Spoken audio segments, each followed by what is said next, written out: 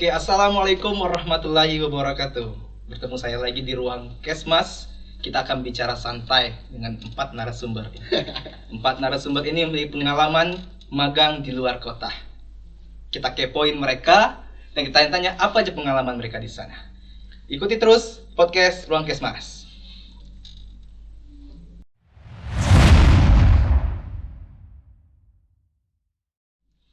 Jadi, pengalaman mereka ini magang, sekalian jalan-jalan ke Jogja.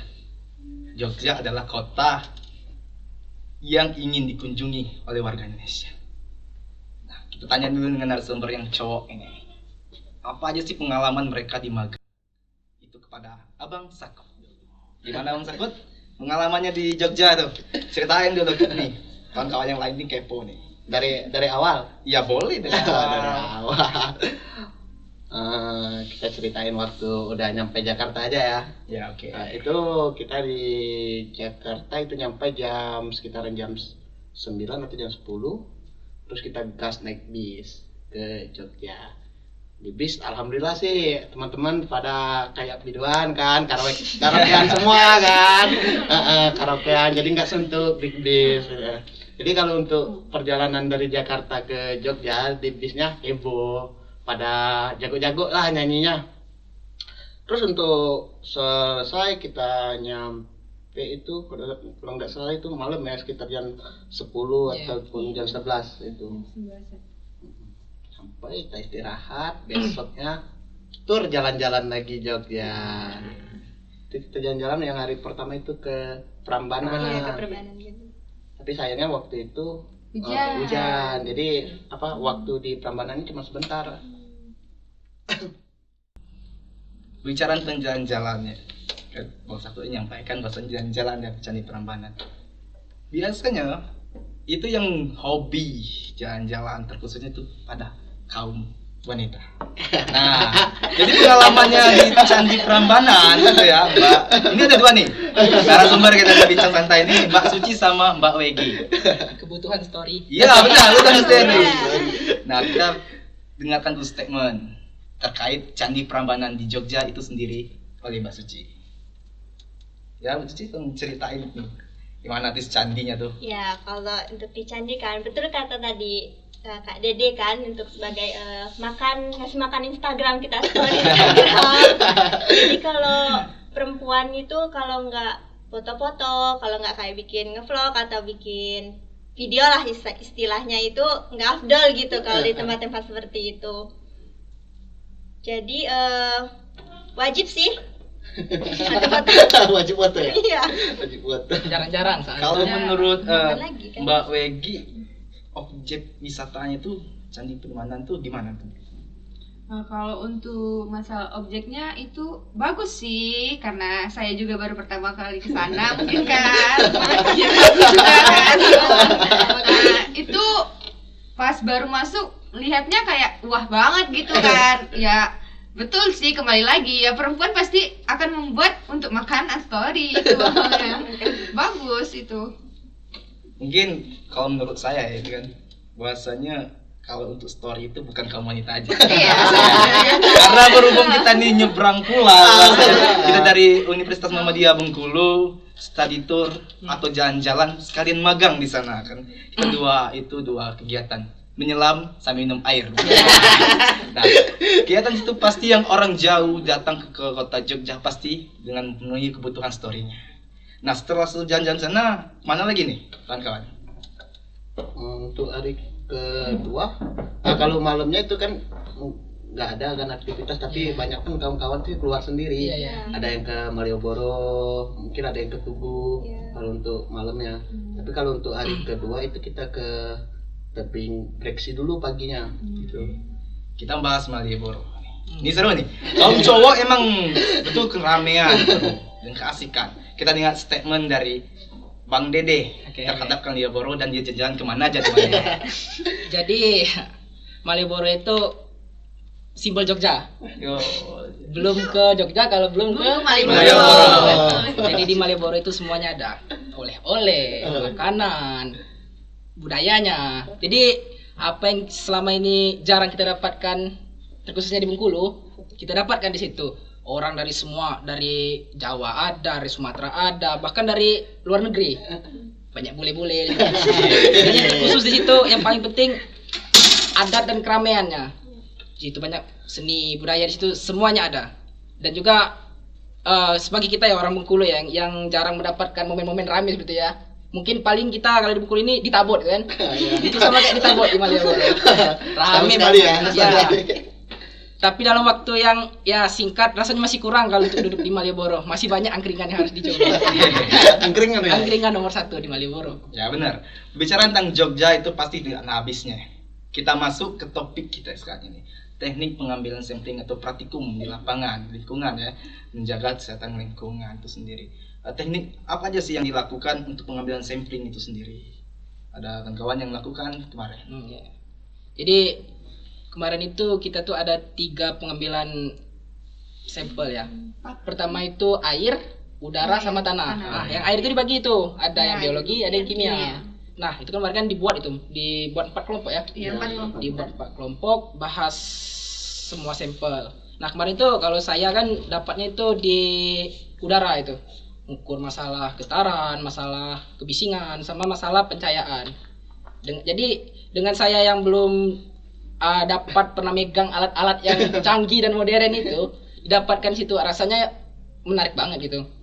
Megang alat untuk mengukur cahaya, megang alat untuk uji getaran itu kan, kebisingan. Jadi seru sih kalau untuk yang uji sampelnya ya, dari lapangan ke lab gitu kan, semuanya berkaitan. Jadi selain menambah wawasan, juga menambah pengalaman, juga kita bisa Healing. iya, healing. Soalnya kemarin kan sampelnya kan itu kan di tempat wisata kan. Sampelnya kan. Di mana sih kira-kira? Di Blue Lagoon kemarin itu.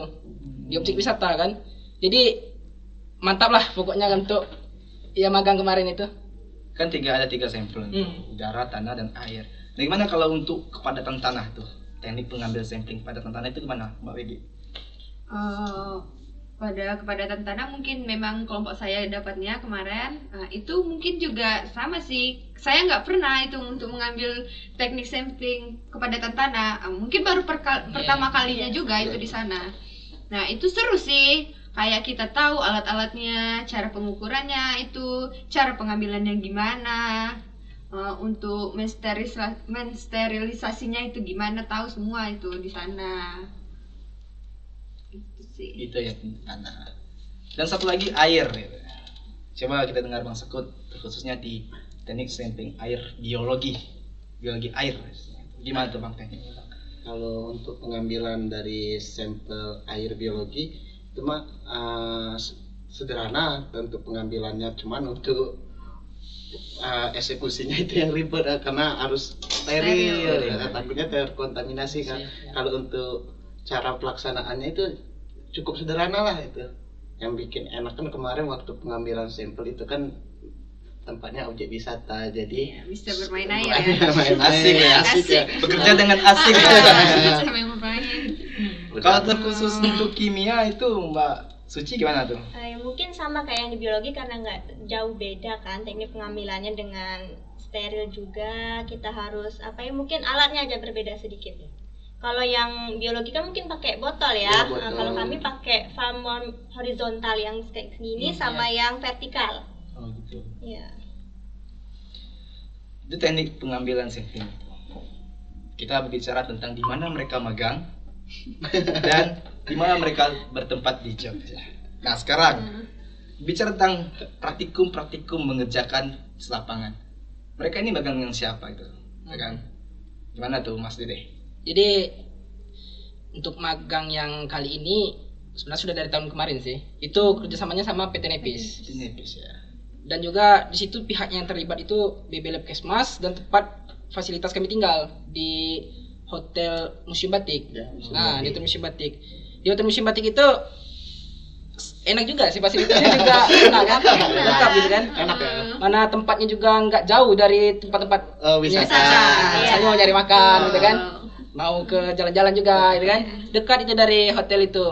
Dan juga itu juga menambahkan yang membuat nambah asik, soalnya di hotel itu kita nggak satu kamar satu, jadi kita campur. Terus saya kemarin kan sama Sakut ya kan, satu kamar itu bertiga sama Andre. Jadi untuk sudah siang kita capek-capek, malamnya bisa main itu di kamar kan. Iya. Karena kami satu kamar, 2 lantai, dan ada juga yang di bawah kan. Jadi serulah pagi-pagi dikasih sarapan, siang ada makan siangnya.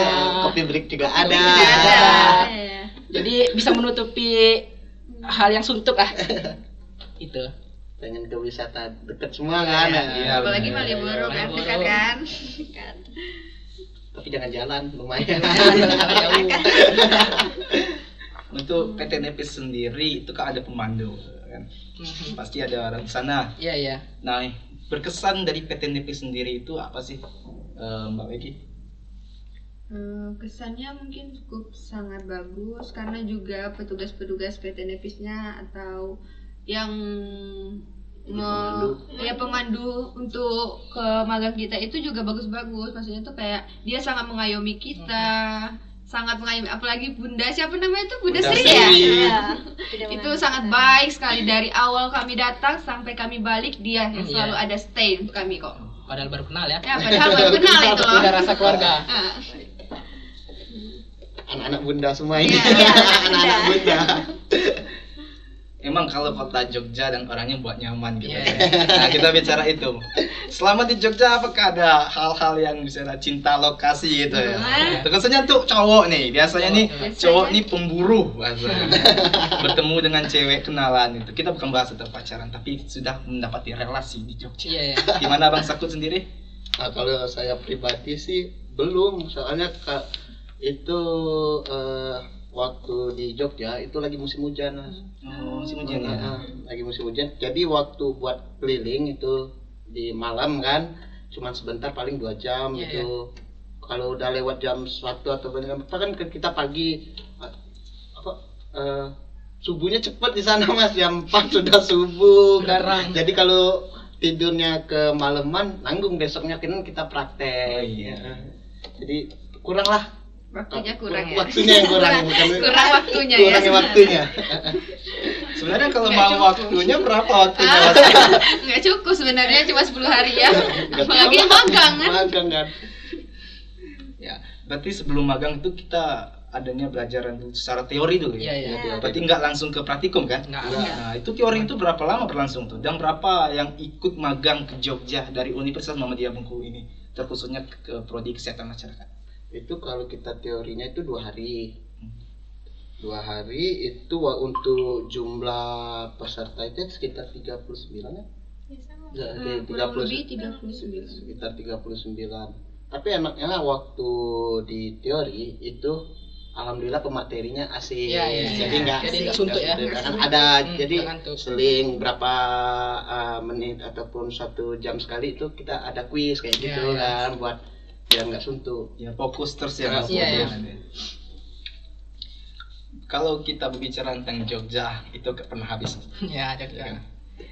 Berbicara dimanapun kita belajar, ada ilmu pengetahuan yang kita dapati. Nah sekarang saya pertanyakan, apa sih keseruan yang epic ya, epic moment ketika ngikuti magang itu? Ada kawan-kawan yang melakukan magang ini. Sebenarnya untuk momen-momen yang asik itu udah terbentuk dari awal. Iya sih. Dari pembentukan kelompok aja ya. Dari pembentukan kelompok itu udah asik. Udah asik kan. Yang padahal awal kita tuh udah capek kan keliling-keliling, pengennya istirahat. Sebenarnya awalnya ngapain lagi sih? Orang mau istirahat kan. Tapi kok dengan dibawakan suasana pembentukan kelompokan itu dengan trik seperti itu, jadi nggak kerasa capeknya itu. Asik. Dilanjutkan lagi dengan ya seperti kata Saku tadi kan. Di pagi teori itu nggak suntuk, sudah itu ada prakteknya juga. Jadi menurut saya 10 hari di situ berkesan sih. Oh, itu ya, Mbak. Sangat berkesan ya. Iya iya, sangat berkesan.